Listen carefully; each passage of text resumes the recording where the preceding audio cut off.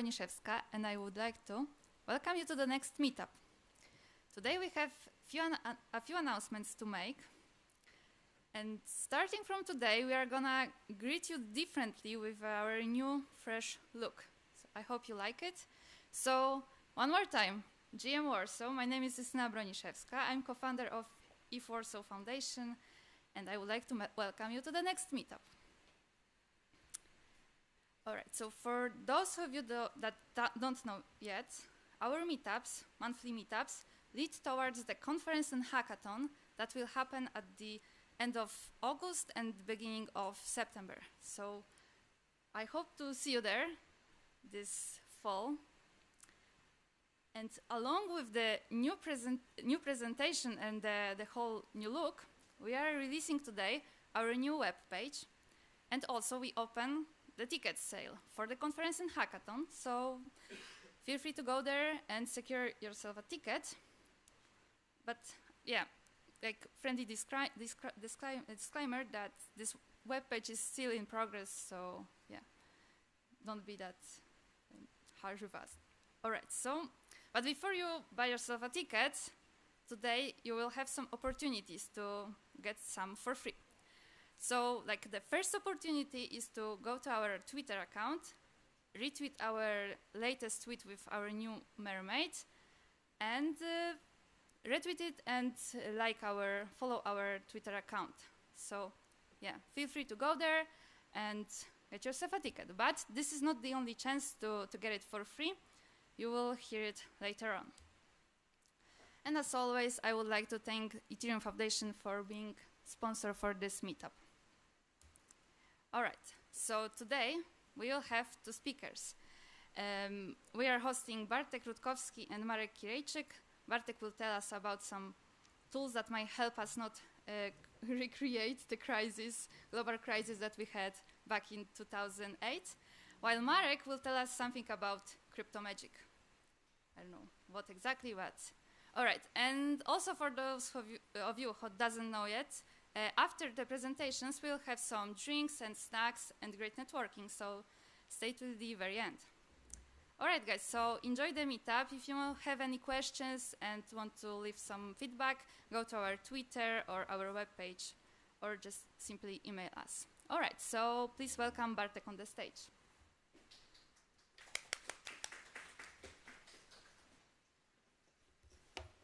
Hey.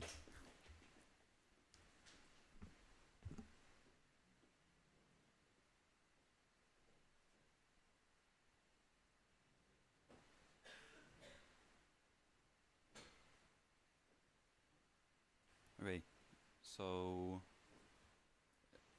that one is enough, I suppose.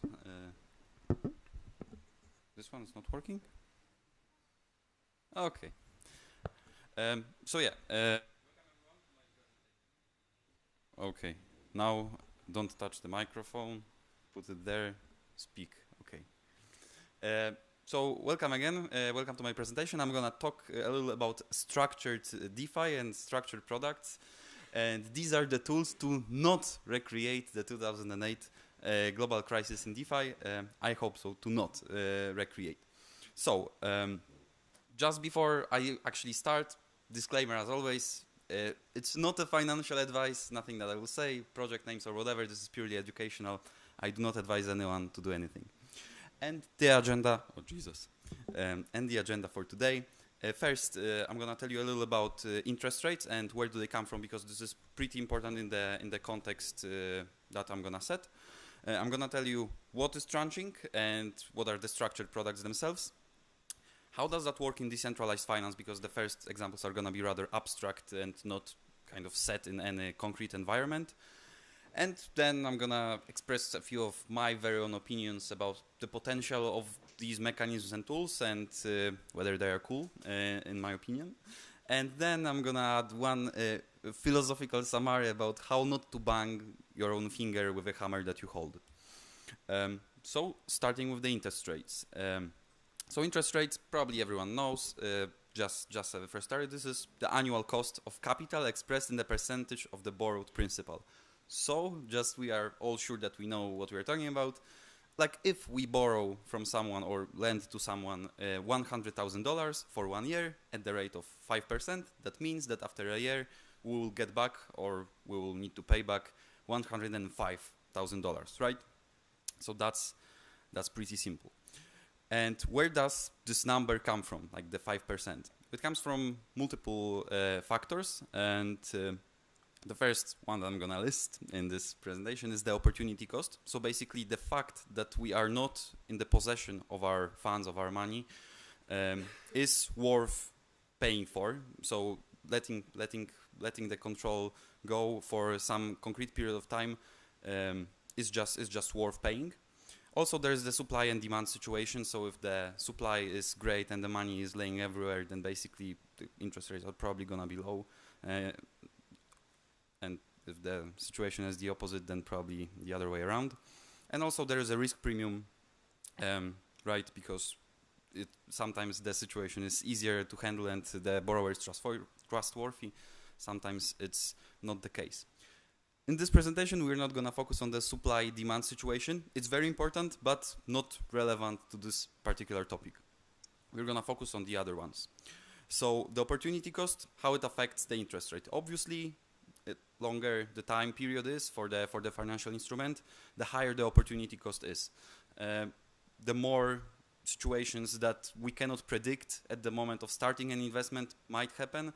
So basically, the longer we let go of our money, like the unproportionally larger the cost should be. And also the risk premium, which basically consists of few sub-factors, like how bad is the bad.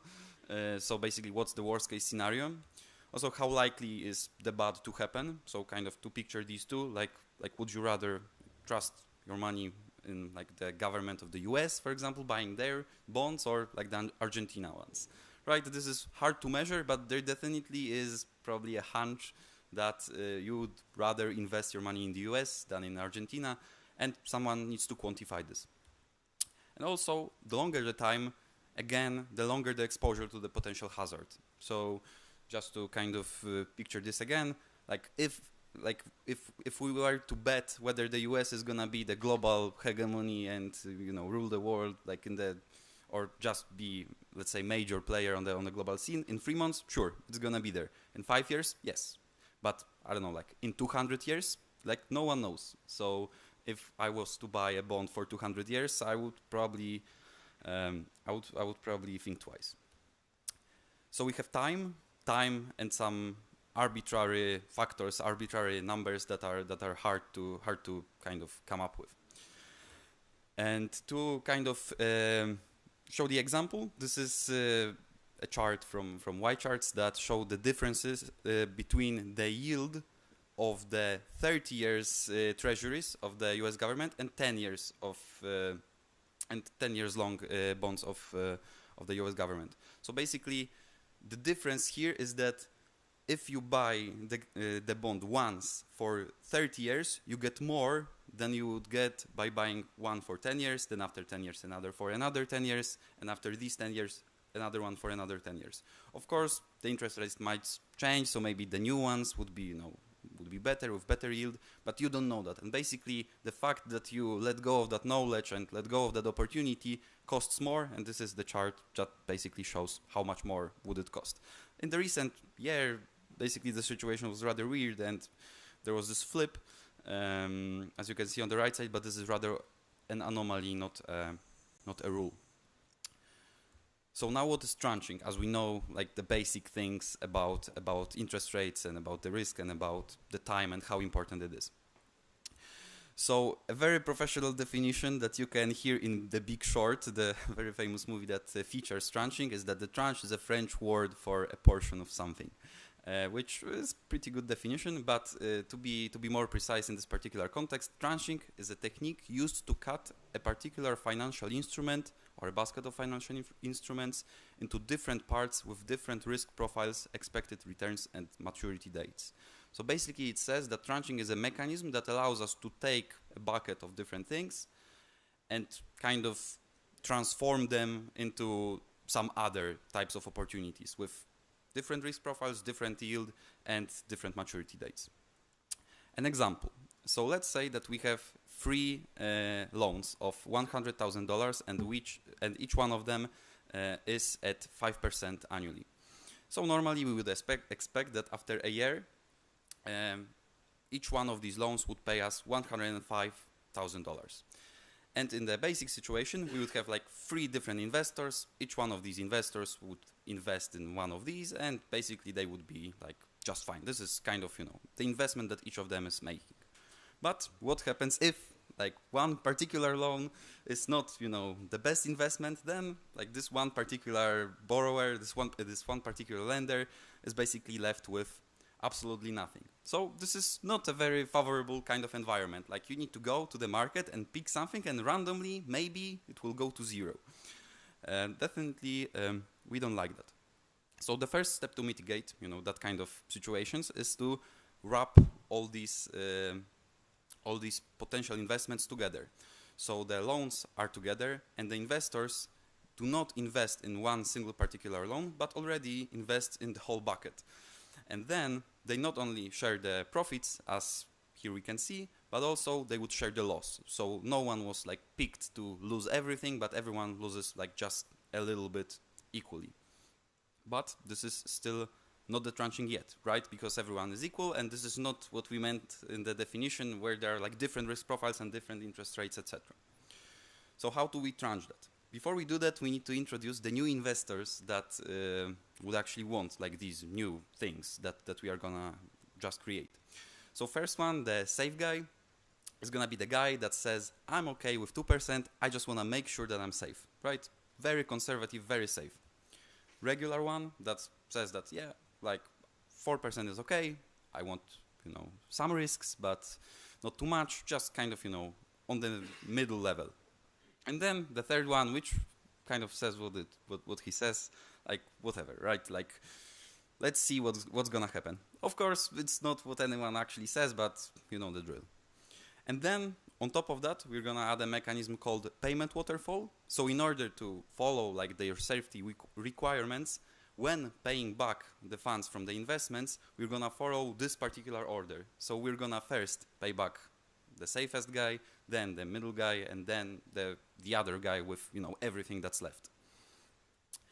So in this particular setup with the 3 loans that I mentioned already before, in the happy path scenario where everything is paid back, the first guy would get his 2%, the second guy would get his 4%, and the third guy, in this particular case, would get 9%, which is pretty sweet. It's far above the average of the other investors. It's above what you would get from investing just in a bucket of diversified but kind of unified thing. But it's not that cool when something goes down, because then if one of these particular loans fail, then we do not share the losses anymore. Now we had a volunteer that just said that YOLO. So in this particular case, he needs to eat the loss, and the only thing that he's left are just like these small scraps of interest that weren't taken by the other guys, on the top of the waterfall. And of course the waterfall follows, because if something else goes, south, then there are, more victims on the way down. So the first one, the most YOLO guy, definitely would lose completely everything.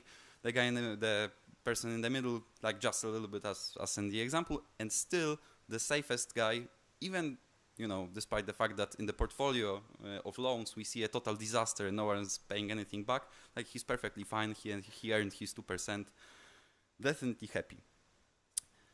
So yeah, that's the core idea.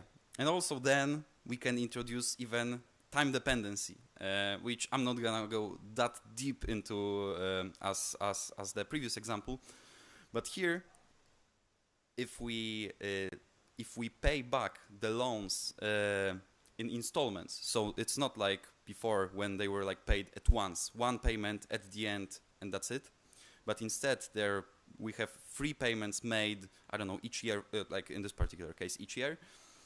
We can also differentiate the tranche by the date, by the maturity date. So for example, like the safest guy is not only gonna get smaller amount of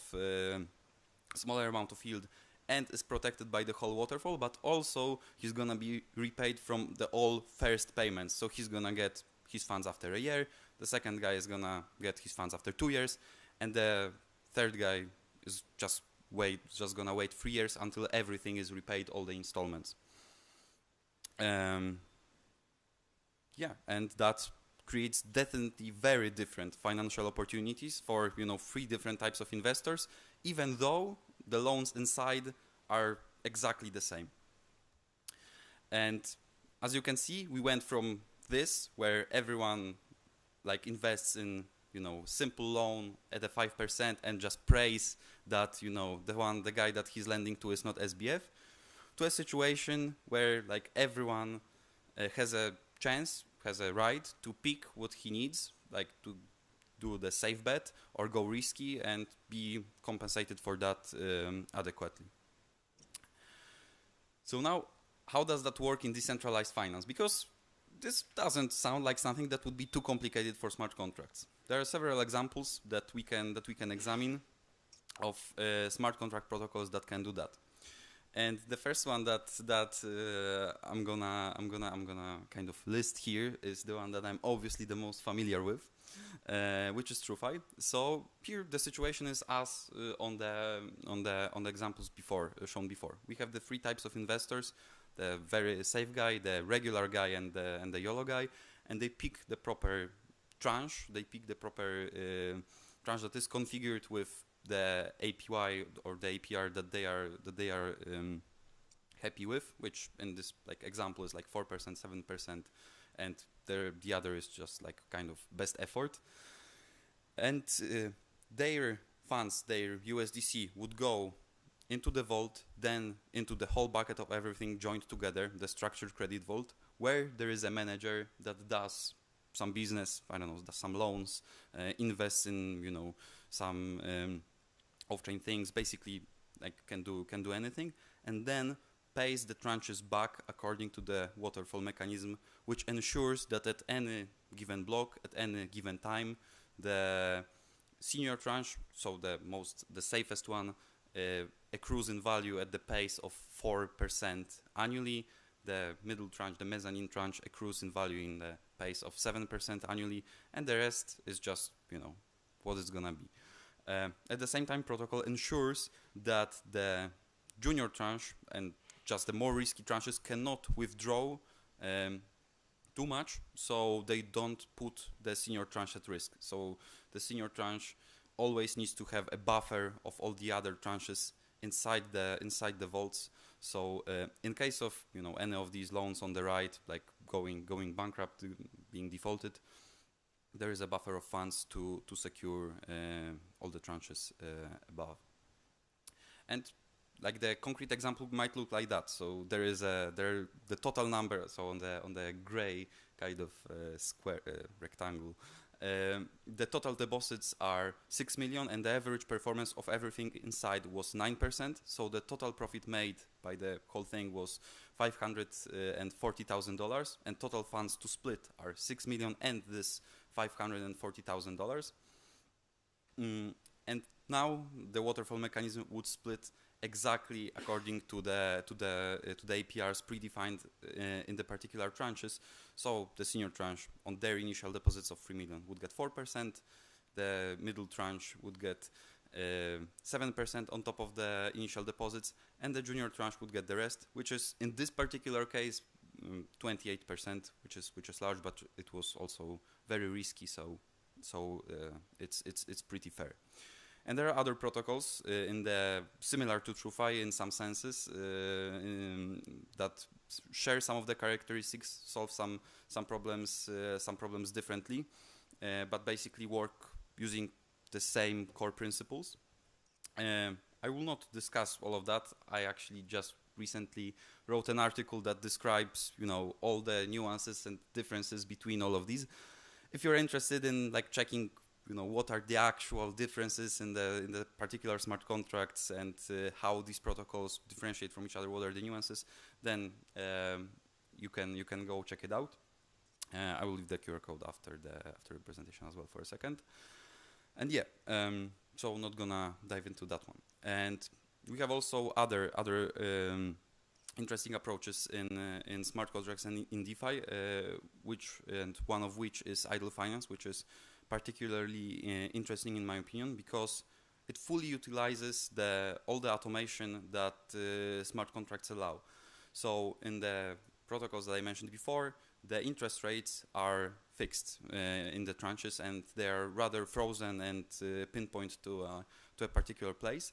But here in idle finance, the interest rates for junior tranche and the senior tranche, so there are only the two tranches, they change depending on the ratio between the junior tranche and the senior tranche. So if the junior tranche is too large, so basically it's apparently the risk is not that large and everyone wants to go into the junior tranche, then the APY on the junior tranche decreases and on the senior tranche increases, or the other way around, if there is not enough junior lenders and everyone won't just go into the senior because it just seems too good to go into senior and too risky to go into junior, then the senior would decrease and the junior would increase. And this is actually something that we cannot find like outside of DeFi. This is already an evolution and iteration of what we have.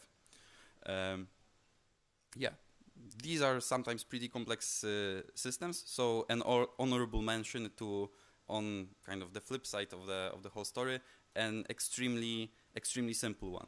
So I don't know if anyone is, probably some of you are familiar with 0x splits. So 0x splits is a kind of a library, kind of a project that does not create the whole protocols, but instead creates like very small, like tiny bits, like super easy, super efficient primitives that just are building blocks for larger flows.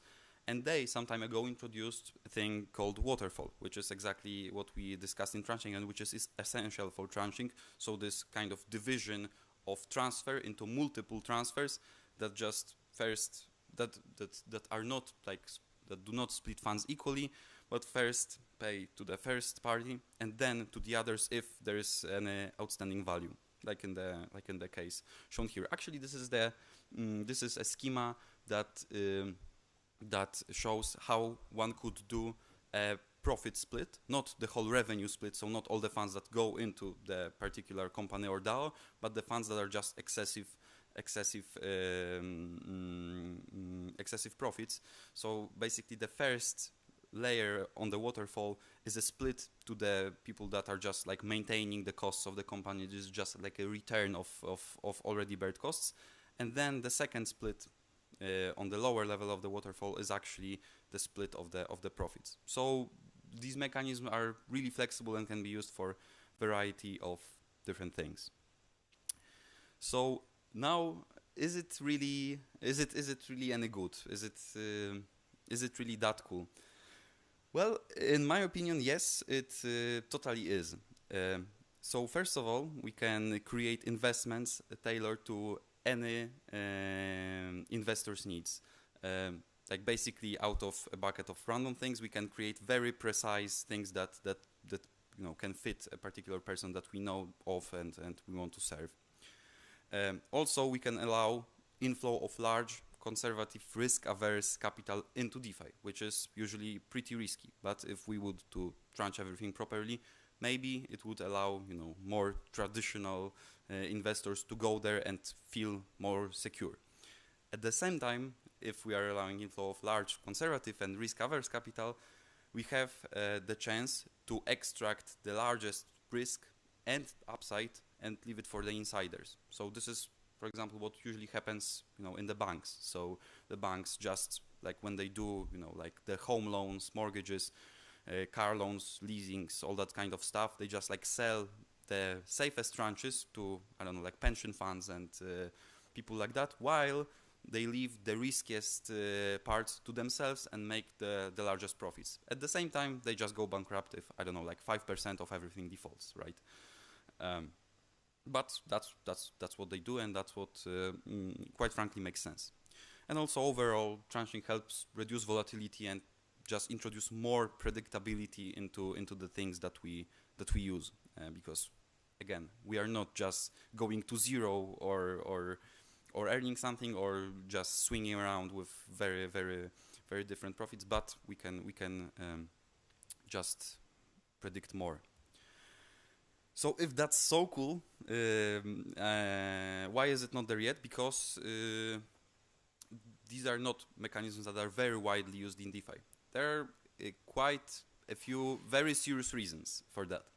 So first of all, these are extra gas costs, right? On the layer 1, this might oftentimes be a deal breaker. This is another layer of a protocol that is heavy on calculation, that needs to store a lot of state, that is just fairly complicated, and it oftentimes might not make sense to just add this layer of complexity. And if we are talking about the complexity, just adding another smart contract protocol on top of other smart contract protocol introduces risk, right? So normally when we would have like two equal opportunities and we would tranche them, one would be less risky and the other would be more risky. But now if we just add another smart contract layer with, you know, potential bugs, with, you know, any other potential problems, we just decrease the risk of one tranche, increase the risk of the other one, and then increase the risk of the both tranches, just because there is additional layer of, you know, code that needs to be audited and that kind of stuff. So that's also kind of barrier to overcome. And also in DeFi, oftentimes it's all or nothing, right? So no one really thinks about, I don't know, like tranching, I don't know, like compound finance or some other projects that are, you know, known to be rock solid with no bugs, unhackable, just basically, you know, indestructible. The things that could be tranched, on the other hand, are usually so risky that, you know, the tranching wouldn't protect anyone from anything, because if everything goes to like really zero and, you know, it's really hacked and just hacker empties the smart contracts, then like there's no buffer of funds, you know, left to protect the senior. So are we gonna get there despite these problems that I mentioned? Well, in my opinion, yes, because the problems that were mentioned, in my opinion, are totally to be overcome. The extra complexity just of the gas, just first of all, like we need to have a compelling case to tranche something. We need layer 2s. We need more efficiency on the infrastructure layer. When it comes to the security, we just need some protocol to emerge with as this like leader that would prove to be so trustworthy that there would be no or very little additional risk premium associated with using this protocol. And basically I think that yeah, and the rest of the DeFi as well. I think just the growth and the amount of research that is being done, like this kind of business research that's being done within the space, will kind of open many doors for these mechanisms to be used, you know, more often. And now, how to not bang my finger with a hammer. So basically, you know, like this kind of financial engineering is oftentimes, you know, associated with weird situations that lead to problems. Probably, I don't know who watched The Big Short. Probably majority. Hands up, please. Yeah, majority of people. So basically, you know, like tranching was featured, and structured products were featured, and definitely they were not featured as, you know, a great invention that, you know, brought prosperity and, you know, great quality of life, but rather something that was, you know, used just wrong as a dangerous thing, and kind of, you know, a vehicle to deliver this like foul and corruption. So definitely not great, but we need to remember that, you know, structurization or tranching as is, this is just a tool, and it's neither good neither bad. It's just a tool, and the things that were actually bad was the greed and, you know, breaking the loan, breaking the rules of proper mortgage risk assessment. Selling the riskiest tranches into other tranching products and tranching them again, and then faking the rating on them, and doing this other kinds of stuff that, in my opinion, decentralized finance and Web3 has remedy for. And with, you know, our love for immutability, transparency, decentralization, I am convinced that we can do better, and we can just, you know, use these mechanisms as long as our ethics remain strong. So yeah, that was it. That was my presentation. Thank you for listening. And because I have 2 tickets to give away, I also have a question for you. Now, first is there's one question. So on the example before, because I'm gonna do this before the questions, if there would be any. So on this example before, the guy on the right had 9% of profits, and then despite the fact that the numbers are all the same, so it's it's 5%, and the guys on the left still have 2 and 4%. The guy on the right has only like 6.666% instead of 9. Has maybe anyone noticed why is that so? Why the profits made by this investor on the right were better in this situation for like after only 1 year and 1 repayment, and why was it worse in this particular case? Yeah.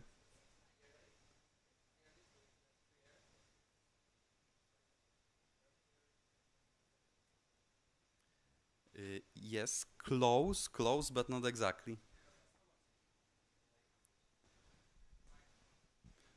Because it was still, it's, oh, Cumulative percent? come again? No, it Okay. wasn't cumulative. It wasn't compounding.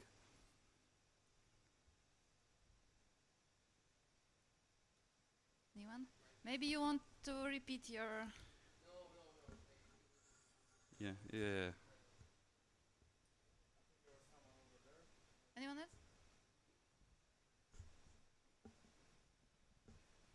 There was something like 2 years in a safe percentage, like 2%, and only on the end, the third one get extra percent. Yes, I don't know if I fully understood what you meant, but this is the direction. I think that's a correct answer. Okay, so now I think I'm gonna. Oh, someone else wanted to add something. Okay, but I think that was a correct answer. So I'm gonna tell you after you tell. You can also. Okay, just give a try. Because the third of a capital was working only for 1 year and it was withdrawn after 1 year for the senior tranche. And yeah, the same happened after 2nd year, and there was less amount of money working for the third guy. Yeah, so that's precisely the answer. So yeah, so thanks. And now, if anyone has other questions, okay. So let's. So you won the ticket for very precise answer. So We can grant. congratulations. Yeah, Sure. and I have a second one, and actually, so I wanted to grant it for the most interesting question. That was my we can bait make- to make force it- someone we to can ask make a question. free. Okay, so we can make free. So you can get another as well. I think that was close enough. Congratulations then. Okay, so yeah, so questions. I see there are some. You can probably use the microphone on the desk.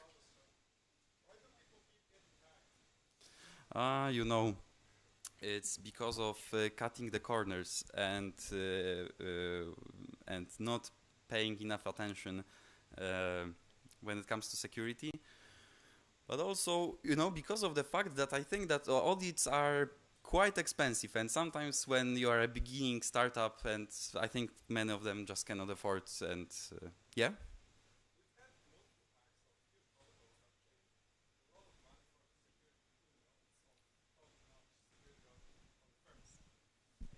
So I'm not sure I'm convinced that just that they don't put the effort, and especially if you go on Twitter and tweet at the people getting hacked that, well, you just should have paid more for security, and they'll be like, yeah, we've paid so much for security, we've like paid more for security than everything else combined, and they still get hacked, right? Yeah, actually, that's a very interesting topic. So I agree. I think that's because this is an ongoing war all the time. And no one can ever be sure that everything is safe. I think that Marek has some strong opinions on security, so yeah, I guess he can also maybe drop a few thoughts of his. But yeah, like in my opinion, it's just like an ongoing war. Like you just try to think about everything. You just need to go live at some point. You go live.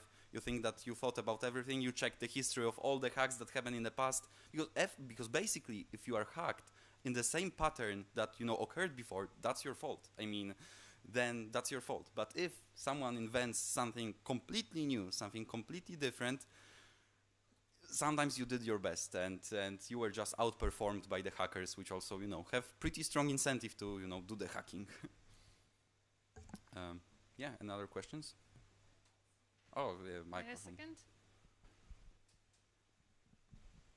I think you provide a case study for the TrueFi, and I went to the TrueFi website. I studied a little bit. So how they decided to distribute the cash from the liquidity pool to the loan, that pool? How they decided when to distribute it? For example, I decided to stake in some USDC to the pool, and so how this protocol decided to, okay, now we get 10,000 USDC, and when they control to distribute this cash to the loan, this pool.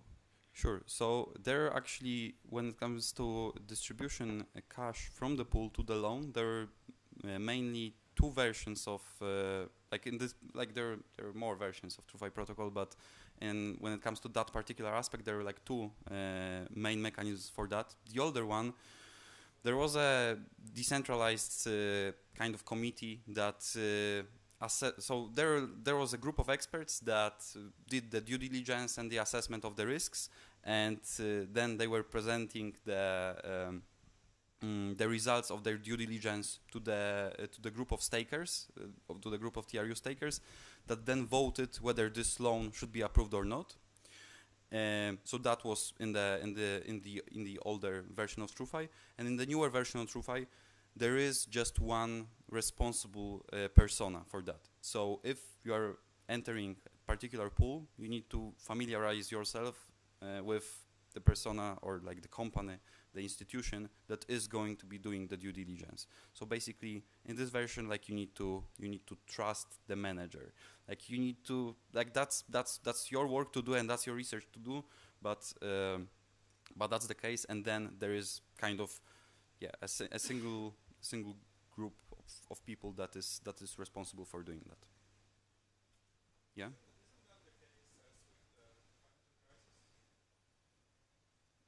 Well, here at least it's I think this is a great value. I think this is something that people underestimate, because right, Web3 stands not only for decentralization, which is crucial, but also for transparency and for immutability of the rules. So I think these second two values are also very powerful, and the fact that it's all transparent on the blockchain, everyone can examine all that, everyone can, it doesn't need, like this industry doesn't need whistleblowers, insiders to discover something wrong happening, under the hood of the large institutions.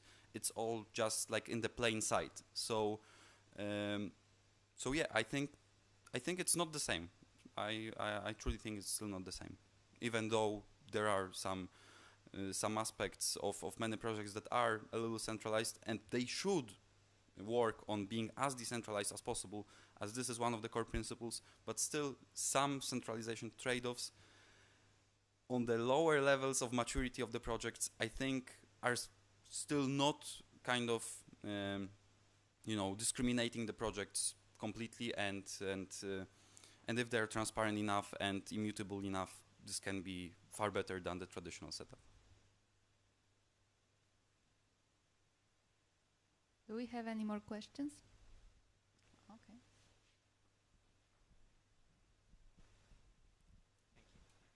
So at the end of the presentation, you said that hopefully a notion of common mission of building a decentralized world will let us to avoid TradFi pitfalls, and that we need to rely on ethics.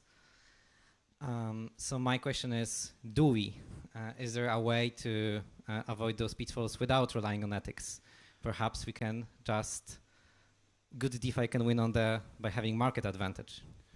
Yeah, so I mean, obviously, market advantage. I mean, like market advantage, you mean in the sense that this is just like a cheaper to use, better performing product, like in this sense, or?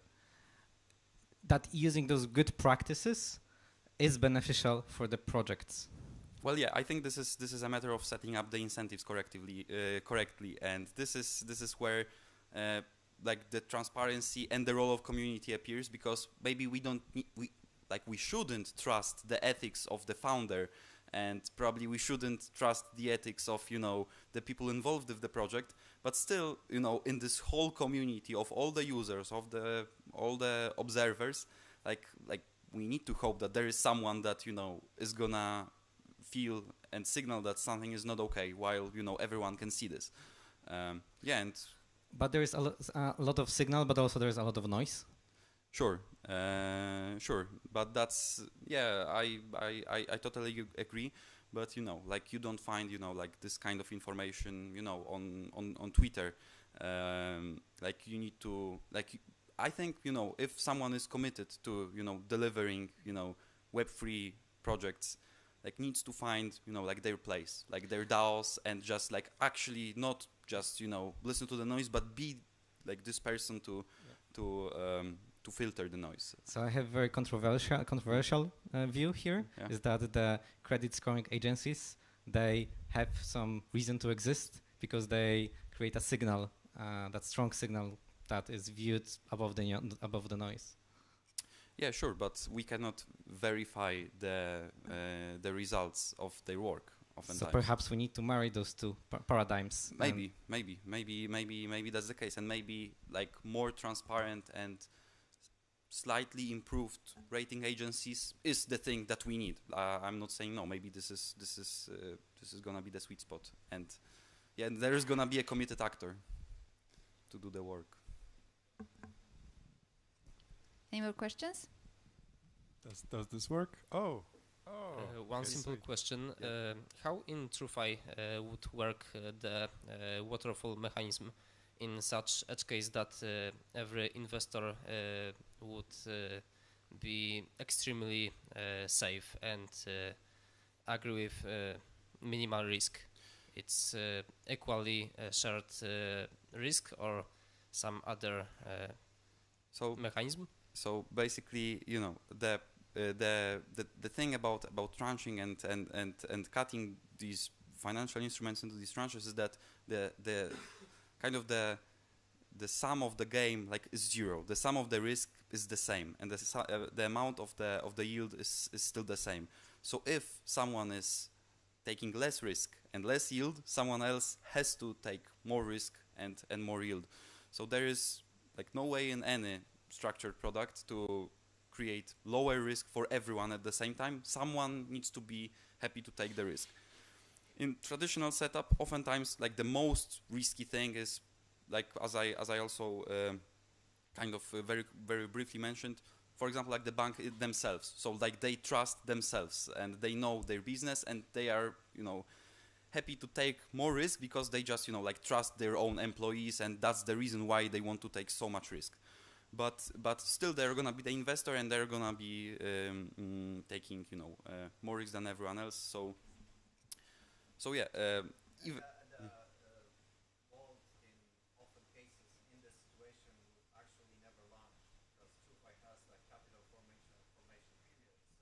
Yeah, you can use the microphone that is on the table. Yeah, that's right. You You have to click on the touchpad. Yes. So just wanted to add that TrueFi has this capital formation feature. There's a period of time before the portfolio launches, for gathering the capital and liquidity.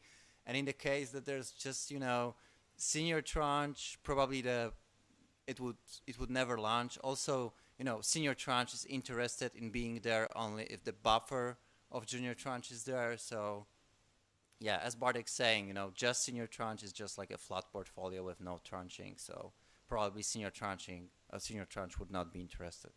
Yeah. Okay.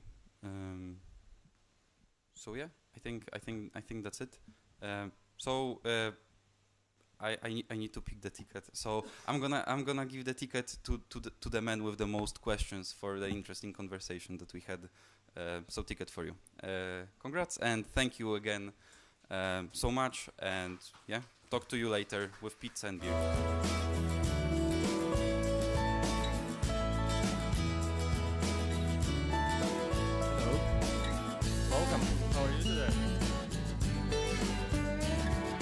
live?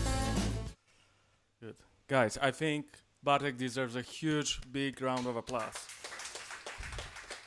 It was a great presentation, and you know, finance tend to be kind of a boring thing, and he really made it interesting, and I was working with him for a long time. It took me a few months to get to the point that he was able to get with you in just half an hour.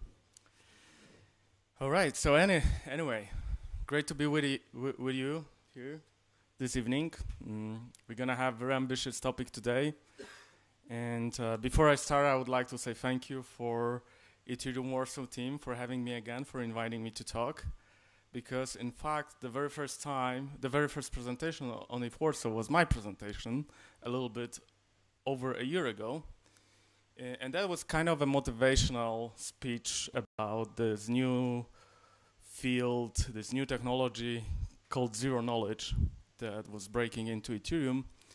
And it was about that time that I make a personal decision to embark on the new adventure and learn this new subfield of cryptography called zero knowledge.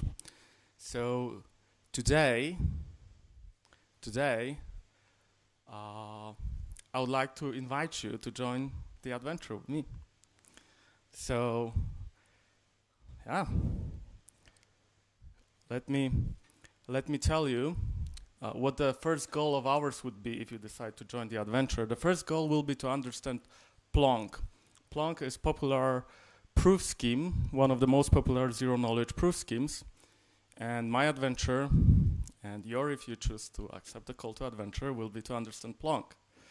So Plonk is not easy to understand, so we're gonna take steps, and the first step is today. And today we're gonna learn about elliptic curves. Elliptic curves are important because with elliptic curves you can build digital signature, which is used on every single transaction of Ethereum. If you understand elliptic curves, you can move on and understand elliptic curves pairings, which are another very interesting artifact in cryptography. In particular, what you can use pairings for is BLS signatures. BLS signature is going to be very interesting moving forward because now with account abstraction on Ethereum, we will be able to use BLS signatures to build new generation of multisig wallets, the kind of wallets that are much cheaper and much simpler to use. If you understand elliptic curves and pairings, you can move into commitment schemes or Kate commitment, or you might heard KZG as a shortcut. And those are again very interesting things because with that you can build Verkle trees. And Verkle trees is the new data structure that aims to replace Merkle trees. And if you know something about how the blockchain is built, then Bitcoin, Ethereum, and pretty much every other blockchain is made of Merkle trees, and the Merkle trees are everywhere. So, equipped with all those knowledge, you're able to understand snarks. And snarks are the building blocks behind many privacy technologies on the blockchain, including mixers like Tornado Cash. And if you can... Yes. So with that, if you understand snarks, you can go into recursive snarks that will allow you to understand build even more complex things like ZK rollups or privacy blockchain like Zcash. And last but not least, there is a automatization process, and with that you can build zero knowledge based virtual machine like ZK EVMs and many others. But today we're gonna focus on elliptic curves.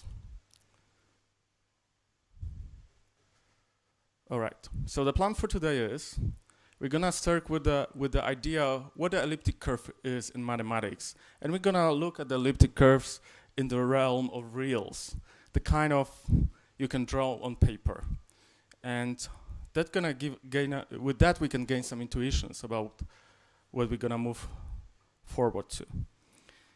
The second thing we're going to learn about is going to be prime fields. Prime fields are basic building block of pretty much the whole modern cryptography. And equipped with both, we can combine them into discrete elliptic curves, which is the actual base for all the things I talked about on the previous slide. And then we're gonna go into groups and standards. So we're gonna slowly be leaving the world of mathematics and getting closer to actual protocols. So finally, we can look at digital signature and see how it works in Ethereum, see how it works in the first place and how that relates to Ethereum. But before we start, I have a question. This is an example Ethereum transaction.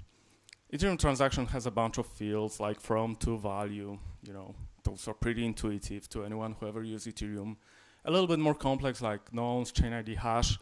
It has a bunch of other fields related to gas and other technicalities. But also there are those three weird fields called V, R, and S. Does anyone knows what the fields are actually doing? Okay, there's one person, two people on the for the record. Okay. Well, let me do the next slide, and I'm gonna respond to the question. So this is EC recover function and solidity. This is available as a precompile on pretty much every single, well, on Ethereum and I think on most of layer 2s.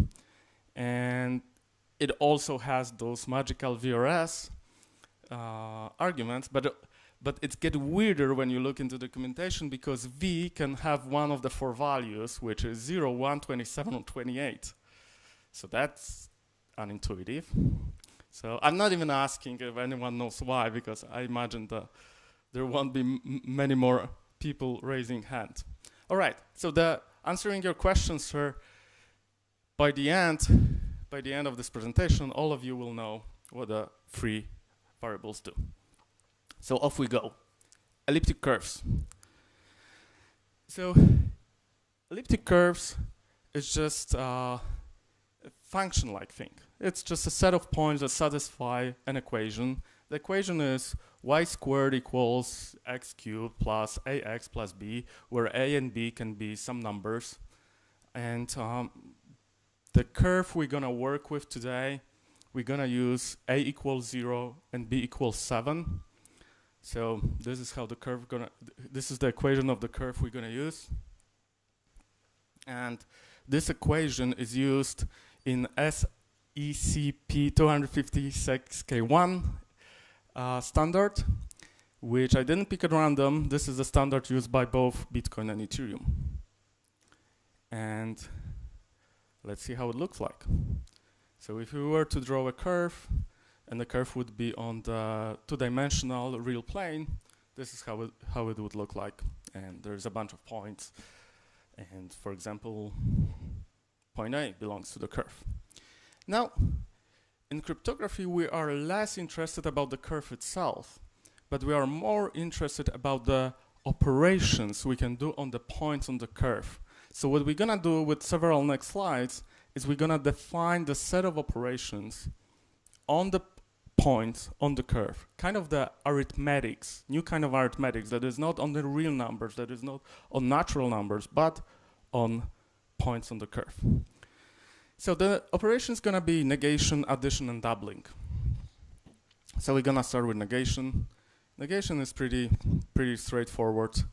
So if we take a point on the curve and we wanna negate it, we simply take the reflection against the x-axis, right? So I think by now everybody noticed that the curve is symmetric.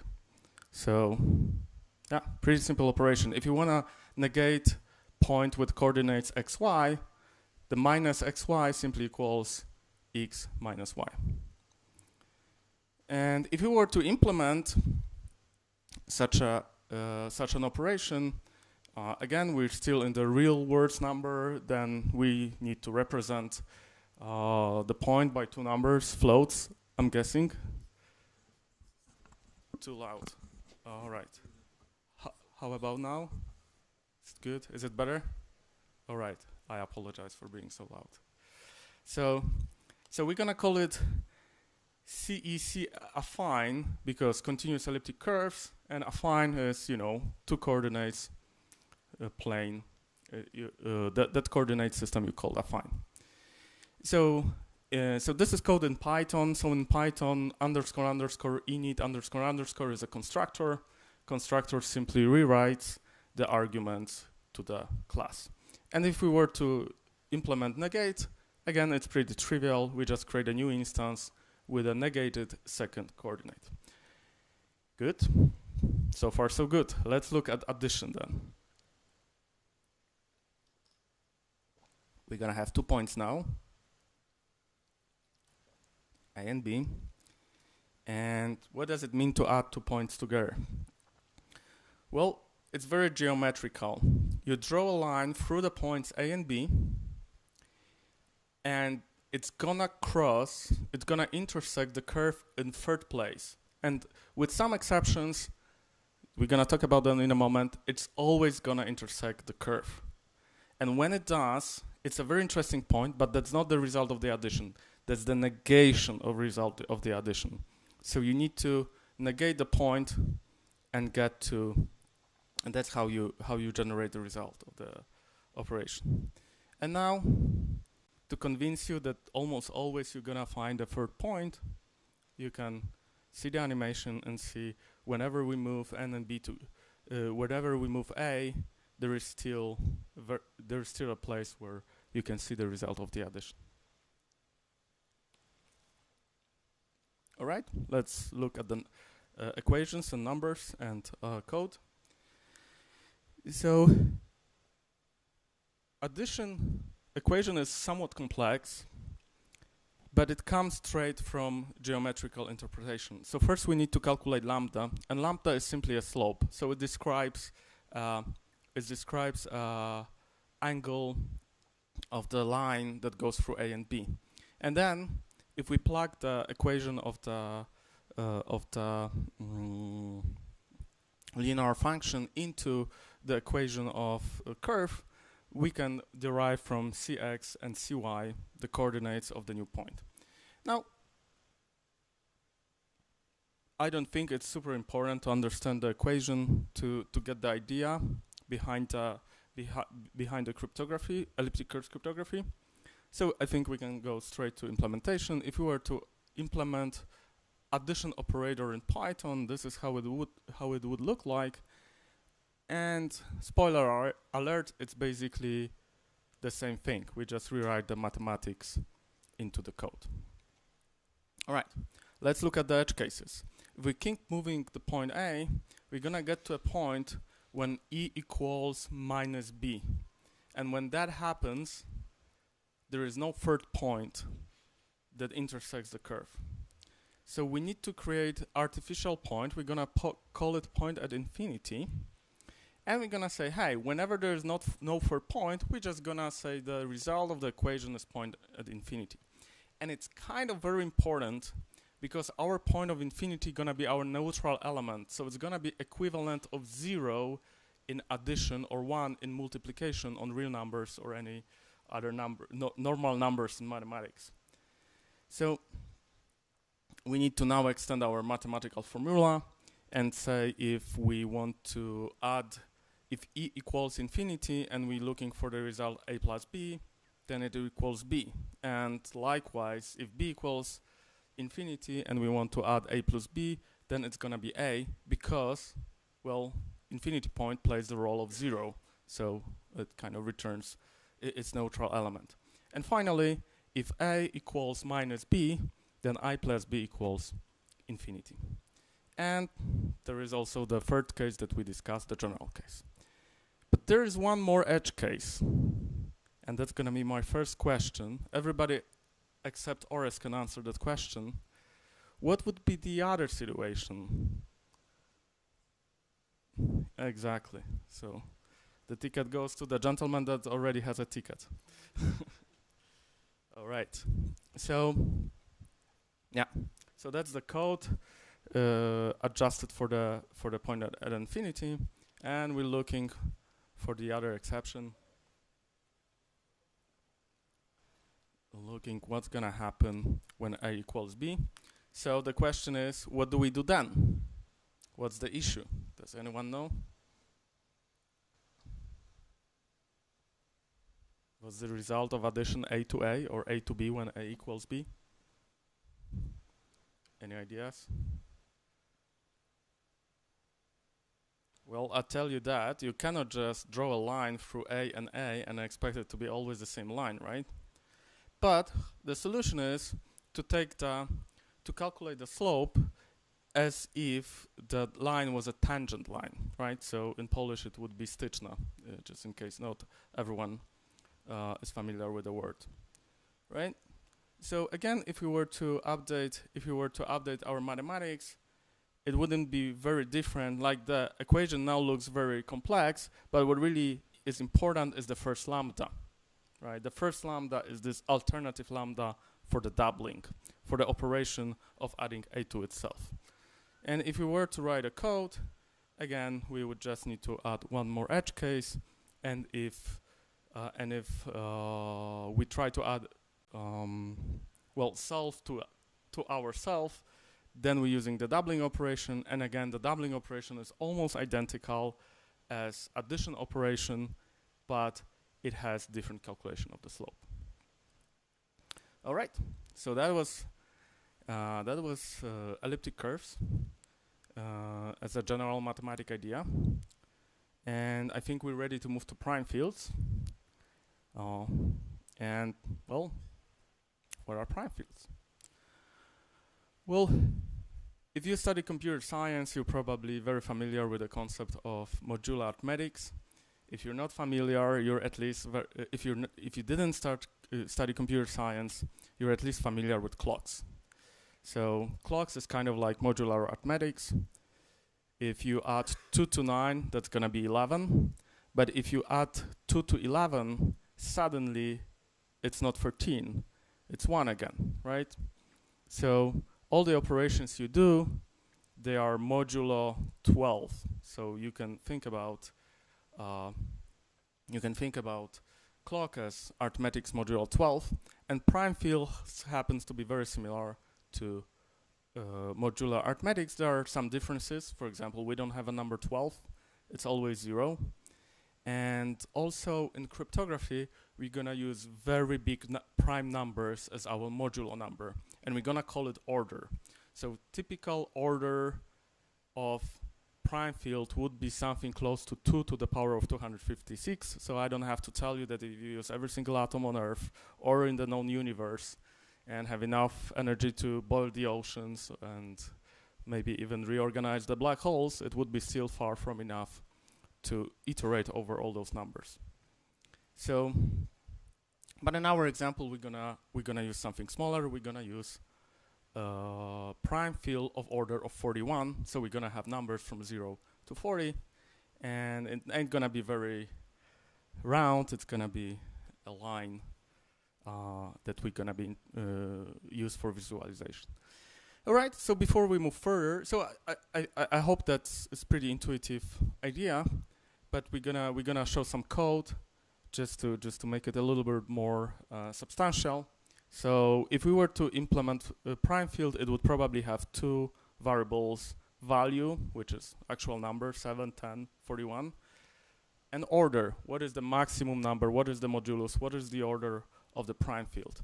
And in Python, we can benefit from the fact that integer is supporting big numbers. So if we were to grow this number into 2 to the power of 256, Python gonna handle that for us, which is not the case in vast majority of the languages. So that's something to remember if we're not coding in Python. And then we have a constructor, and constructor is pretty much assigning the values.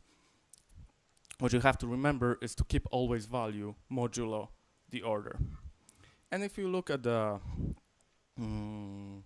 equal operator, it's pretty straightforward. We just compare the values, but for every single operation, we're gonna make sure we are dealing with 2 values in the same prime field, because it doesn't really make sense to compare, add, or multiply numbers in 2 different prime fields. As we're moving on to addition, subtraction, and multiplication, it's all pretty straightforward. The only thing you have to remember about when we create a new instance of the field, it's always gonna go through the constructor, so the value always gonna be modulo the order of the prime field. And last but not least, there is a inversion or division operation that is a little bit more complex, so we're gonna skip the technicalities for today, but it gives us ability to do something like move power to the take number to the power of whatever, of -1 or of -2, or divide by 5, which is gonna be important later. All right, so we are armed with prime fields. We are armed with elliptic curves, so we can move to discrete elliptic curves, which is the very thing that all the modern cryptography is built on. Yeah, so that's a little bit different. So we have now 2 axes, but those are prime fields. Those are no real numbers. In our example, it's a prime field of order 41. And the curve is not continuous anymore. It's just a bunch of points. But even with that, we can notice some interesting visual, just but looking at it visually, we can notice some interesting properties. So first of all, there is a symmetry. Almost all points comes in pairs. So for given x, there is either 0 or 2 points. There is rarely, there are never gonna be 3 or more points. And rarely, we might end up in a situation that we have a single point. And in our case, it's here, right? So if we have a point that y coordinates equals 0, so it lies on the x-axis, that's gonna be a single point. For every other coordinate, it's gonna be either 0 or 2 points. And by the way, the amount of points equals to the order of field. So this is another, so on average, for every second x coordinate, that's gonna be 2 points. All right. But again, in cryptography, we are less interested in the curve, but more in the operations on the curve. And the operation is gonna be very similar. So for example, if you want to negate a number, we simply, okay, so who knows what the equation gonna be this time for the negation?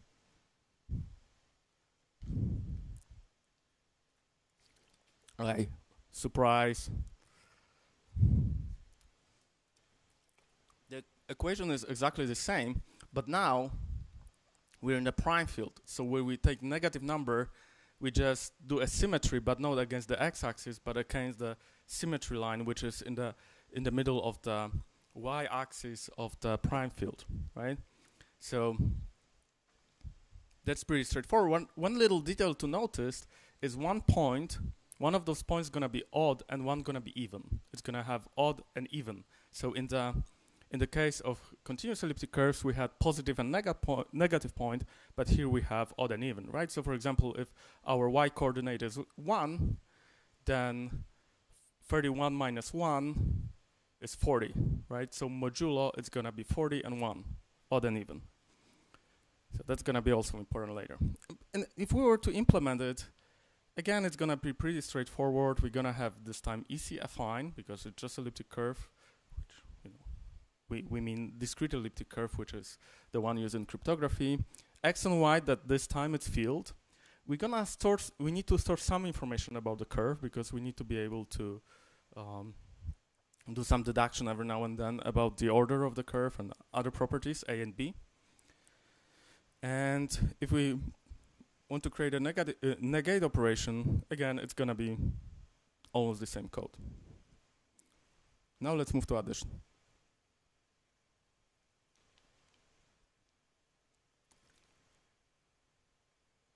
Okay, let's take A and B, and let's do the same thing. Let's just draw a line.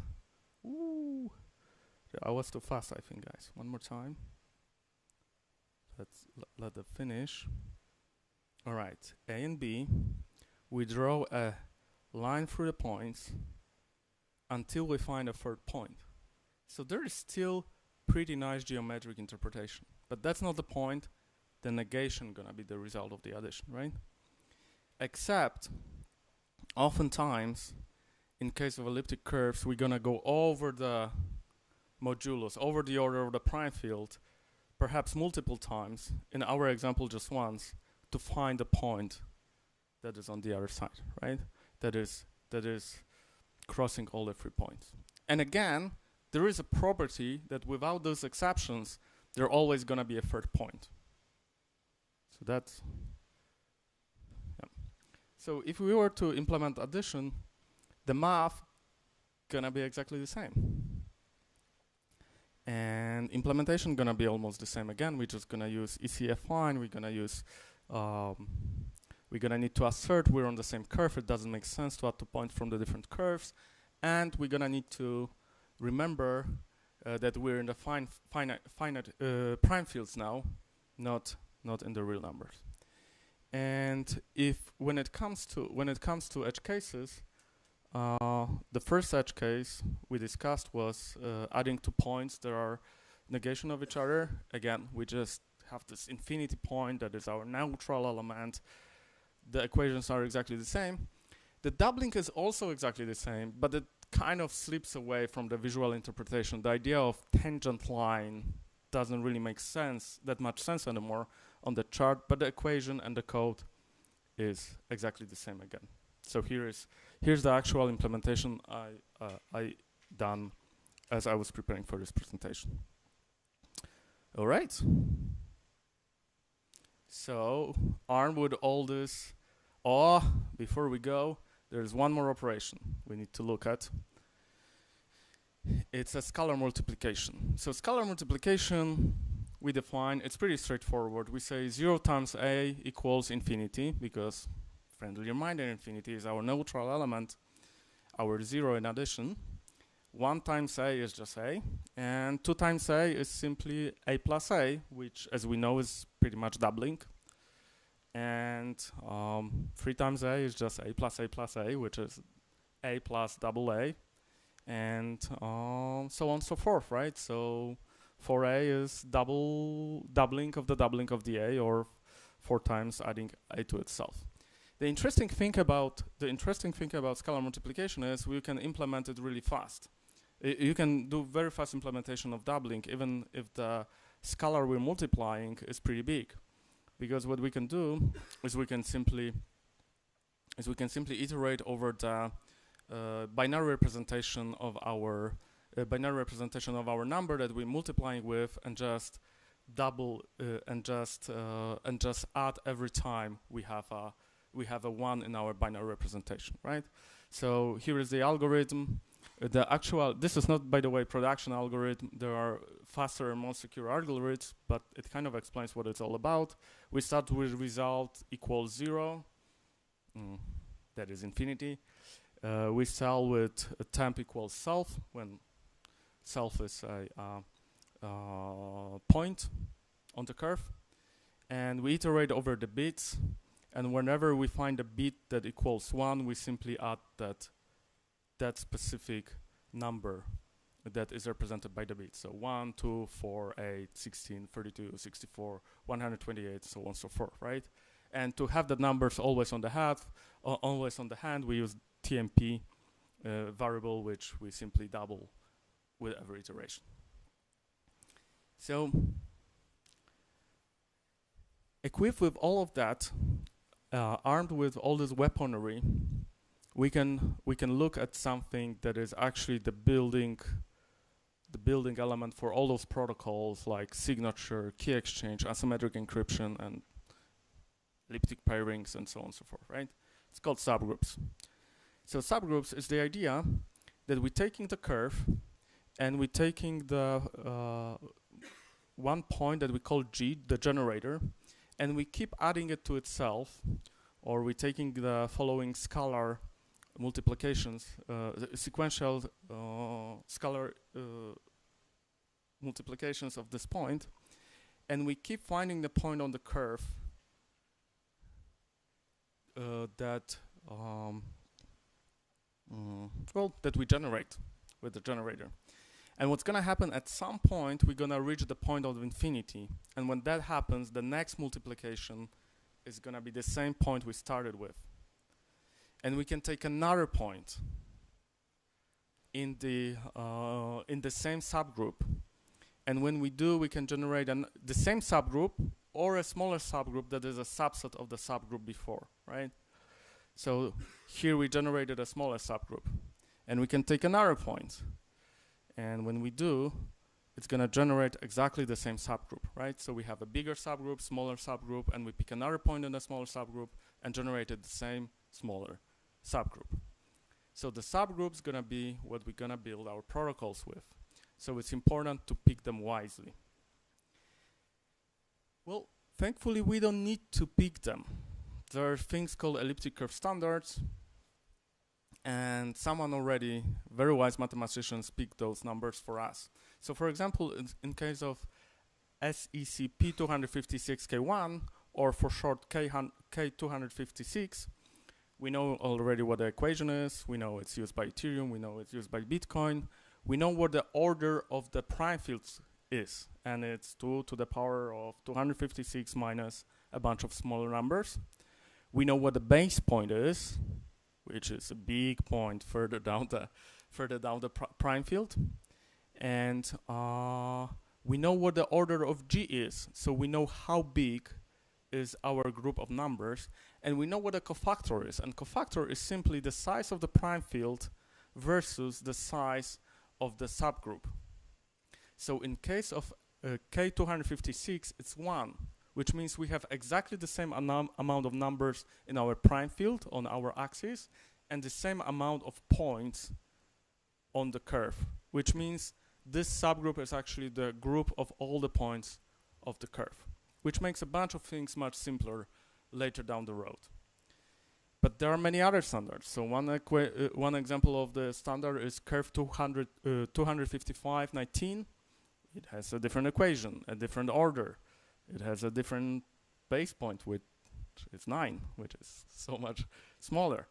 And the cofactor, we have a different order of both prime field and the G group, and cofactor is 8, which means every 8 point on the curve belongs to the subgroup.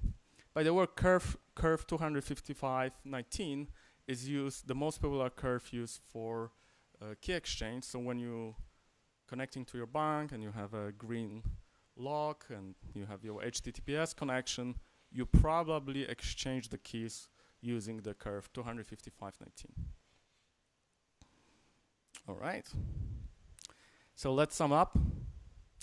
We have discrete elliptic curves we discussed. It has 3 operations we discussed in detail: negation, addition, and doubling. We have scalar multiplication we discussed in detail and how it is used to create subgroups. But when it comes to cryptography, it is even maybe more important or equally important what we can do as what we can't do. And what we can't do is we cannot reverse the operation of scalar multiplication. So if we multiply generator by a big number and get another point on the curve, there is no feasible way, if the number is truly random number, big number between 0 and 200 to the power of something like 256, there is no enough atoms of the universe to reverse the process. Okay?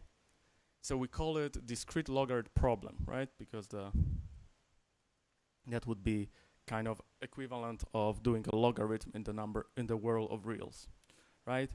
So discrete logarithm problem is equally important. So we call it a group in cryptography. We looking for those groups with difficult discrete logarithm problem. Oh, okay, a question. What is another example of group with difficult logarithm problem?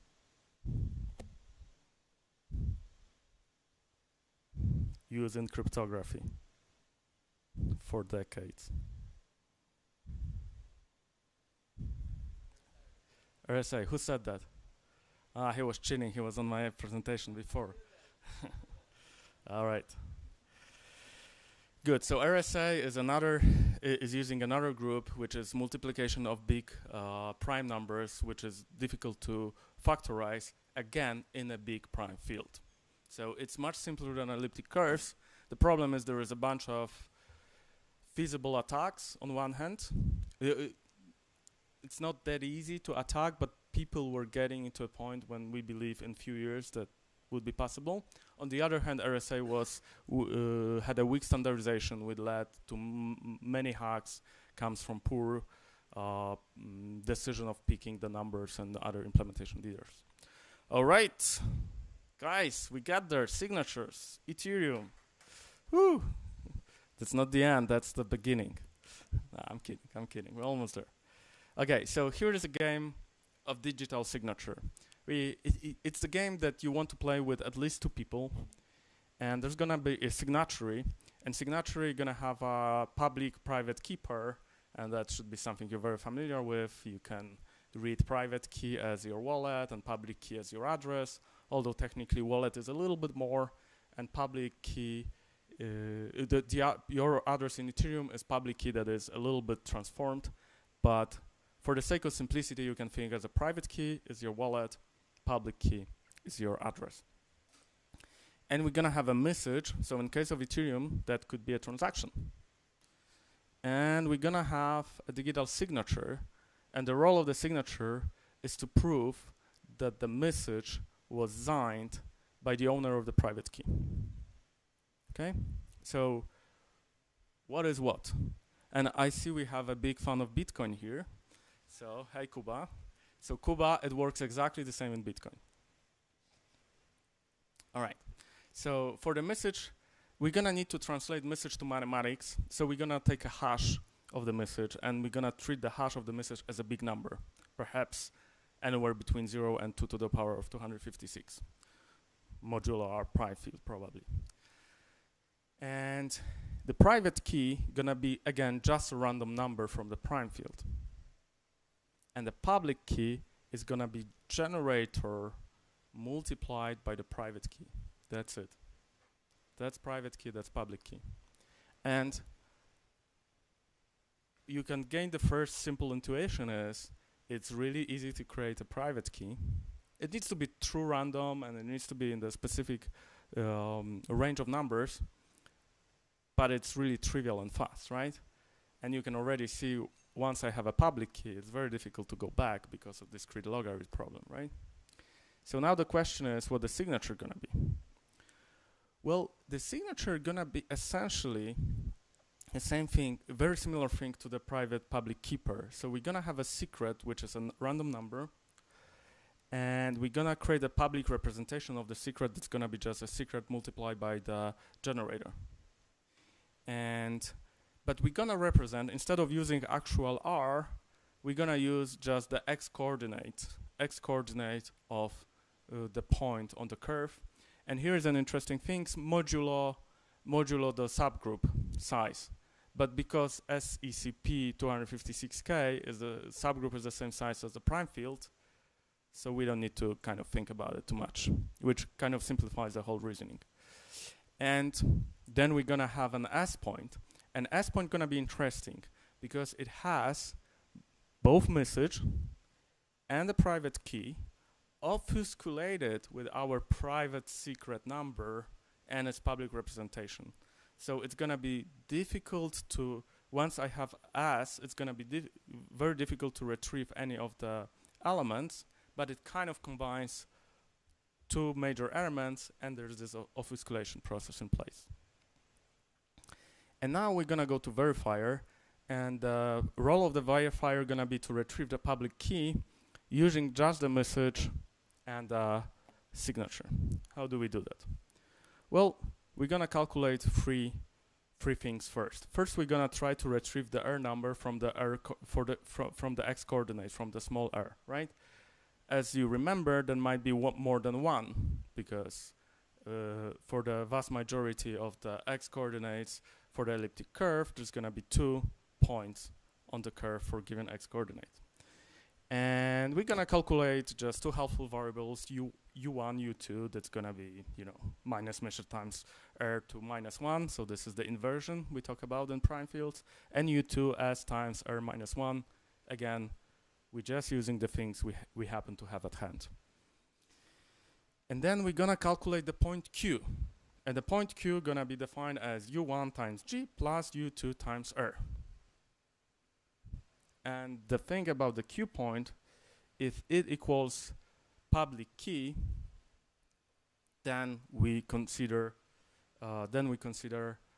signature to be proper, right? So Any idea why? Okay, let's do some mathematics. Let's do some mathematics first. So we can substitute. We know what the R is, right? R is simply secrets times G. So we substitute that. We just have two temporary numbers, U1, U2. So we're gonna substitute that. Before we do, we can benefit from the facts. We can extract G in front of the bracket. Boom. All right. It's kind of becomes a little bit more complicated. Doesn't get simpler. What did we just substitute this time? Let's see. What was left? There was at least one more thing to substitute. R2 minus 1. Oh, sorry, S. We still didn't substitute S, so let's substitute S. That's a public thing, right? And we get to this complex equation. Let's see if we can simplify it some more. Well, secret and secret to minus 1. We can simplify that. We can multiply the thing in front of the bracket. Well, they are gonna cancel each other out. Remove the parentheses. And the interesting thing you can see is what you have is minus message to times r to the minus 1 plus message times r to the minus 1. So we can cancel that two cancel each other out again. And we got Q equals private key times G, which happens to be a definition of the public key. Right? So what happened here? We done a bunch of mathematics conversion. What really happens? Well, what really happens is we had this private and public key and message, and we obfuscated with our secret in a way that cannot be deobfuscated. The private key cannot be deobfuscated, and the secret cannot be deobfuscated, but we can deobfuscate the public key if we know how to do that, if we have R and S and a message. So, clever stuff. Good. So that, my friends, is digital signature. There is a bunch of different variants. There is a Schnorr algorithm. This is DSA, ECDSA, so elliptic curves digital signature algorithm.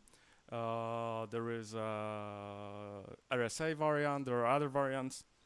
There are other similar algorithms, but the general idea of obfuscation is a common pattern, not only in different digital signature, but also you're gonna see it more as we go up in the stack of getting to understanding Plonk. All right. So do you know what R and S and V are now? Who knows? Okay, so do you know what R and S are, right? Those are just the two numbers. There are just the two numbers from the digital signature, right? But didn't answer the question about the V and the 4 different values, right? So any ideas what that might be? ETHWarsaw guys?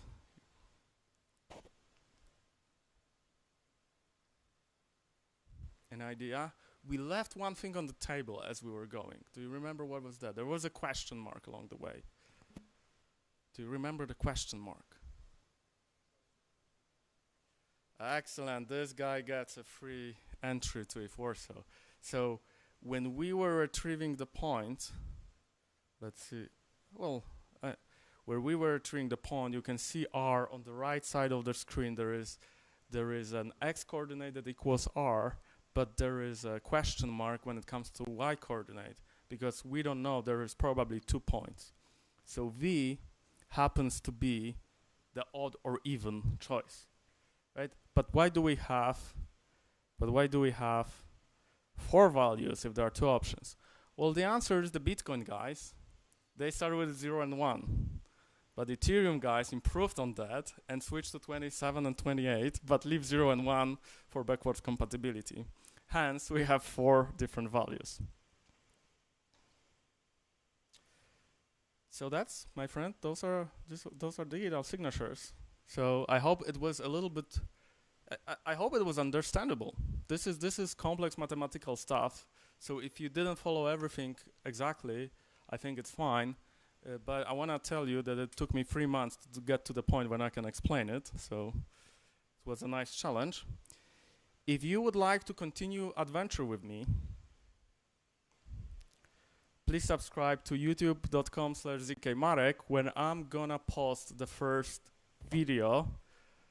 The first video I'm gonna post this summer, and I'm gonna follow up with more videos later this year about my adventure, hopefully our adventure to understand Plog. And maybe there are some questions I would love to answer.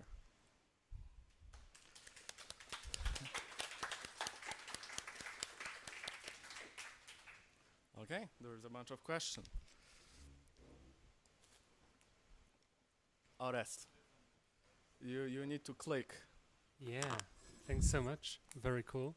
And do you happen to have an intuition for why there is this pattern when doubling that we can just count the ones in the binary representation? It sounds cool. Like doubling is kind of the ones, but where is that intuition from? Let me find a slide. So that was, I think, the first. Well, oh, you mean in the mathematic equations, or in the you mean in the algorithm or in equation? I mean the performance trick that in discrete doubling, you basically take the binary representation. Well, that's just multiplication. So if you were to implement multiplication of integer times integer in, let's say you want to implement a big number, or you want to implement on the kind of alternative to CPU level, then that would be pretty much what you would probably do. Well, but doubling has this weird lambda defined on a tangent. Like so you mean in mathematics equations, not here in the algorithm, right? Okay. Yeah. Well, okay. So yeah. So that's a great question. Let me rephrase that. Why the hell tangent line works in discrete logarithm, where in the discrete elliptic curves, where they have nothing to do with tangent? The idea of tangent only makes sense in continuous work, right? So I think we had this, maybe this slide. Let's see. Oh, it's a slow animation. So there is a surprising.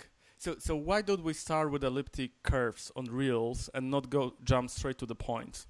And why so many things that works in elliptic curves in the real world? Why we can just kind of take it and one to one translate it to discrete elliptic curve, which seems to be completely different thing, right? Well, the answer is, and this is a very basic thing you learn in cryptography, is that you can build a mathematical abstract, and I'm a software engineer, so for me it would be easier to explain. There is a common interface between real numbers that both real numbers and prime fields satisfy. And the interface is called groups, right? Well, prime fields is even field, so well, that's even more advanced interface. That well, actually, I think I can find a. Well, I can't. So unless I connect to the internet, let's try to do that. So both. So there is this hierarchy of mathematical objects, and let me just find it. Those are my personal notes that I do as I learn. All right, so there is this mathematical interface inheritance hierarchy. It starts with the group, and the group is just something that has a bunch of elements, and the operation on it could be addition, could be multiplication, could be addition on elliptic curve points, a bunch of other things. There is this more advanced concept, which is a field, which has two operations. So that could be real numbers and addition and multiplication, right? So real numbers with addition and multiplication is a field. And prime field, it's in the name, is a field modulo prime big number, right? So those are very similar concepts mathematically, even though it kind of feels very different. you can do a bunch of proving of mathematics stuff on both, and it's gonna turn out the same, right? And group theory is a huge, huge part. It's like a huge foundation layer in cryptography, right? So we are interested in those secure groups, right, that have difficult logarithm problem, discrete logarithm problem, right? And elliptic curves and RSA, we agree is the kind of the same thing, right? But the operation, so a lot of things we're gonna prove, mathematicians gonna prove once on groups or fields, and they can reapply in different places, right? There's a lot of details though, because the group definition doesn't really imply the difficult discrete logarithm problem, so therefore secure groups. But going to answer your question, why the hell tangent line in discrete logarithm is because because it turns out that this law, like there is a third point almost always, sometimes there is one, sometimes, but almost always there are 2 points for every single x or 0 and so on, right? That all translates because they both are groups, right? So therefore, like groups on continuous elliptic curves are not practical in cryptography. They're often used to build intuitions about the groups. And the reason they are similar is exactly because they both are groups. Thanks. Are there any other questions? Vlad. Is it working? Yeah. So just to clarify, do points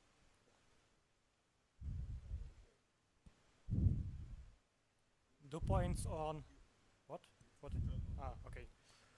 Do points on discrete elliptic curve also satisfy the condition of like this equation, y square equals to? Exactly. Yeah. Okay. Exactly. That kind of is the point. Yeah. Okay. Yeah. That's why we start with continuous elliptic curves and move. That's the same equation, right? And that's gonna translate. There is many more different elliptic curves, and so on and so forth. It's gonna be very hard to reason sometimes about elliptic curves we use in cryptography because there's gonna be a lot of points. So it's all mathematical equations we need to solve to understand if it has proper properties. What is the order of the subgroup is non-trivial question oftentimes, right? So all those things we engineers don't need to worry about because mathematicians work on it and they give us ready packages to work with. Are there any other questions? Oh, so many. 3 questions. Okay, 1, 2, 3. What do you use to animate? It's an excellent question. So I never programmed in Python before, so I had to learn Python. And there is a framework called Manim. It was created by a guy who has a YouTube channel called Free Blue One Brown, which is one of the most famous mathematician YouTubers. But that's not what I used. Actually, there is a community fork of that because he kind of built it and he uses it for himself, but he don't maintain it very well. So there is a community fork called Manim Community Edition. It is. It takes a little bit of getting used to. Yeah, I had a question. So what are the properties of a standard? So in order to have a standard, like we are talking only elliptic curve signature, so it's the formula for the curve, but then also like the order of the field, but generally like then there's also the G, like the generator. How's this like G picked? Like do you know, or this is like beyond like the curtains of like the magical process of coming up with the standard? Excellent question. So standard is 1, 2, 3, 4, 5, 6 elements, right? The name, the equation, order of the prime field, the generator element, the order, and subsequently, the 2 things that are basically decided by the previous 4 things, are the order of the subgroup and the cofactor, right? So I think the reason why those 2 are actually part of the standard is because it's non-trivial to get one from the other.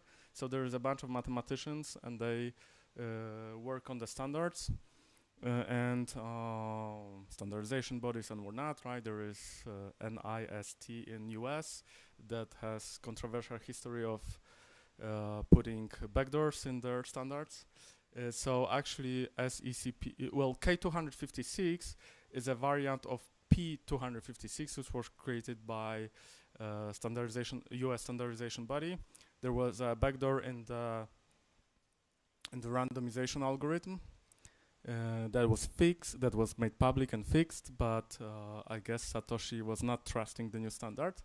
And there is actually a suspicion of curve cooking when it comes to P256, because some mathematician proved that if the standard was created in a specific way, there might be still a backdoor in actual mathematics of the curve.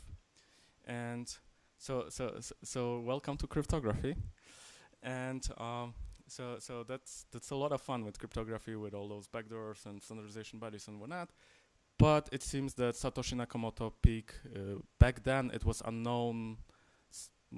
I don't know if even called standard, but someone came up with this specific parameters. And there was something more I wanted to say. Oh yeah, there are some extension of the standard. So if we go to BLS curves, there's gonna be 2 generator points, for example. So that's further down the road. And I wanted to say that P256 is widely used on production, including it's the default curve in iPhone secure element. So yeah, P256, which is the K256, the one on the left. It's like R1, right? Exactly. So there are 2 different standards. Yeah. All right. I think Przemek had a question, and then we can go back to you.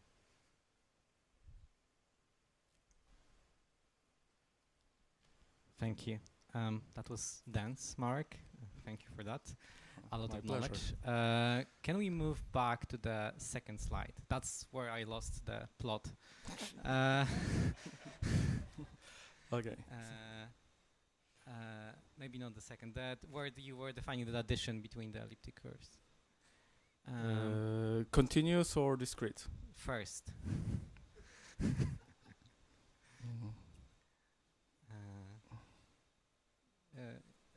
Addition. Let's go to addition. So what you're saying here is that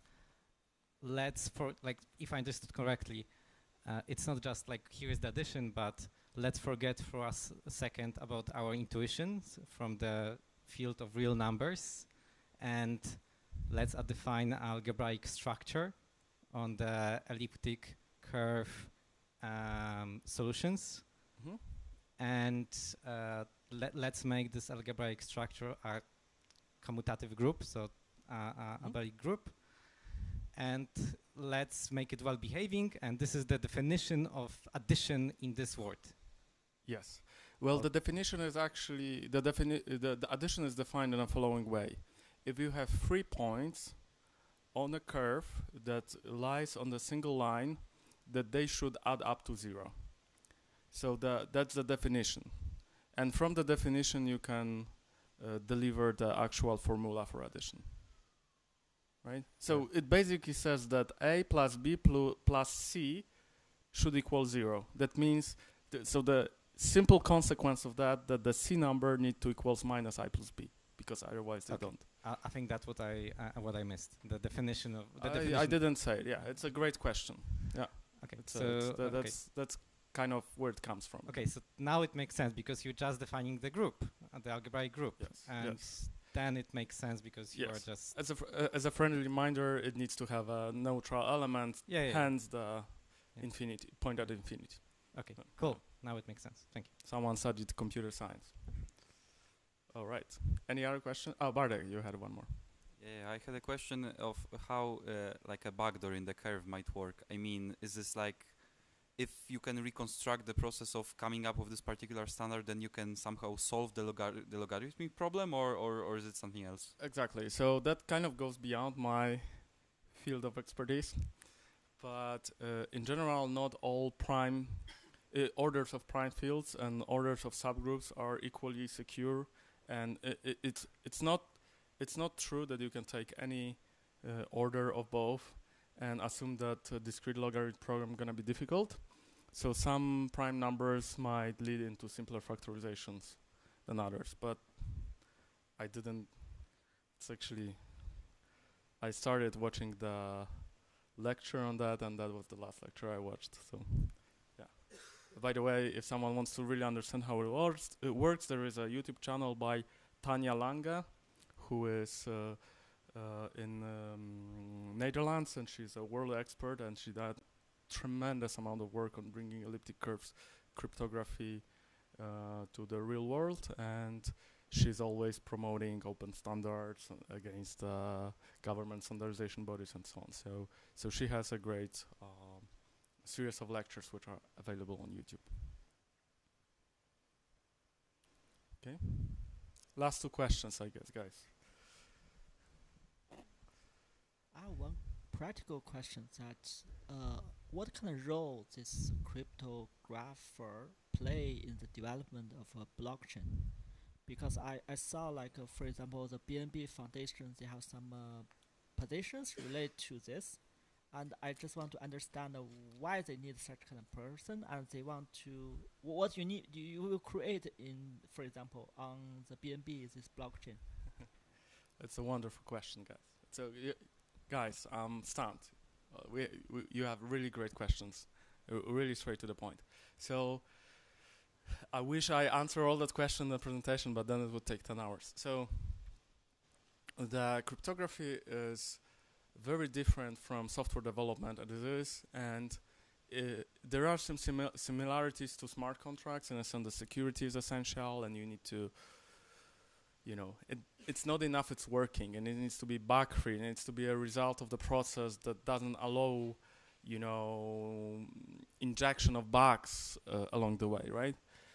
But also, there is a long process from the idea to implementation, right? So it starts with fundamental research. So there are mathematicians that works on very fresh new ideas how to do cryptography. And now, for example, there is a huge research in zero knowledge space, but also in quantum resistance cryptography, also quantum cryptography, which is not the same thing. And so they work, and that can take years, and they figure out new algorithms and prove different properties. But from there to actual implementation is far away, because there needs to be there are usually competitions, like people say, hey, I need a new algorithm for whatever, for quantum resistance cryptography, right? And that is usually government bodies or something, someone like that is doing the competition. And then there are a bunch of research, a bunch of white papers from different people come, and they are looked into, and they see if it's actually work, if it's reasonable, and maybe someone wins. But then there needs to be less fundamental research and building a standard. What are the orders of the curves and all that stuff, right? And then implementators start working. They came up with libraries, and they needs to be read by other developers. They need to be audited, and then maybe finally they made into the protocols. And when they made into the protocols might be added to your browser or your Ethereum wallet, right? So there is a long way. And that's a traditional way. But now we have the boom in blockchain with zero knowledge popping up every now and then. So now it's often like this guy has an idea, he's a mathematician, and maybe he's not a terrible coder, and he raised $100 million, and he hires a bunch of junior developers, and they kind of implement it all, right? So that kind of speeds up, right? So you will probably not implement, and if you look at Ethereum, I actually look at a bunch of Ethereum implementations of elliptic curves when I was describing the signature algorithm, because I wanted to make sure we actually look at the algorithm that is used in Ethereum, because there are a few different variants.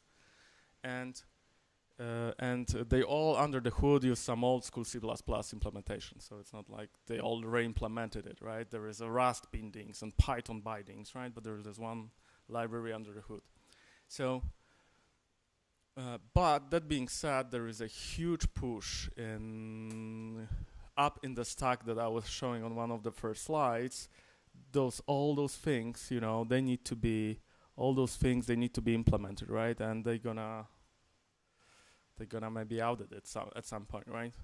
And some things are really difficult, like pairings and elliptic curves. They are like very fragile. For the backdoor, some maybe arithmetizations are less, but it's still very fragile code. So yeah, so all those people work across the stack, you know, and this is just one stack. There is a bunch of different stacks. This is just one snark stack, you know. There is like few different snark stack. There is starks. There's few different stacks now, right? And this is just the whole zero knowledge space. There is the whole quantum space, right? So there is a lot of work for cryptographers, for engineers in cryptography and mathematicians. And my thesis, and I think a lot of people I talk with confirm that thesis, is there is actually now more mathematicians than engineers that can work with cryptographic code. Well, maybe not more, but mathematicians are able to faster produce white papers that engineers are able to implement things. And there is also kind of a communication gap between mathematicians and engineers, because mathematicians, they talk in mathematics, engineers talk in computer science, and it turns out not to be as close as I expected initially. So, yeah, excellent question. It took me a few months of digging to get to all those conclusions. All right, the last question then. Just again, a formalism question, I guess. Why call the prime field a neutral element, the point at infinity rather than at zero? Such an excellent question. That's a good question. Well, actually, I believe there are implementations where I believe I'm getting there, but I have a strong suspicion that you can actually implement point at infinity in some coordinate system as 0, 0, and that kind of the math checks, and it's kind of much simpler. There's less edge cases that we discussed today. But the reason why we point at infinity, let me find a slide. I think it may be this one. The reason is, as we're gonna, well, we can move to the next slide, I believe. As we're gonna move the points, you're gonna see, as we approach, it kind of, the a plus b or a minus b both kind of gonna go kind of into the infinity, right? So we can think about the point of infinity is like there is a rectangle around the whole chart. That's gonna be visible on the very next one, not this one. Yeah, right? It kind of goes into infinity, right? So we can imagine the point at infinity is like a rectangle around the whole chart that is at infinity at all the directions, right? That is beyond any number you can think of, and the whole rectangle is squashed into a single point. And that kind of also the intuitions will check, right? You add infinity to any number, okay, it's still infinity, right? You add a to minus a, it's kind of somewhere in the infinity, right? Another way to think about it is you can rewrite this thing into a different coordinate system, so you have like 3 numbers representing each point, and then the transformation you would have to do to go back to this picture requires you to divide by 0. Yeah, that's a good one. So dividing by 0, it's either doesn't exist or we say it's infinity. So this is why this would be the point at infinity. All right, guys, it was wonderful. Stunned by the quality of the questions. It means you really listened. So thank you very much. And if you still have questions, I think there is a bunch of beers there. So I'm gonna stay for a while, and feel free to ask me any other questions you might have. Thank you.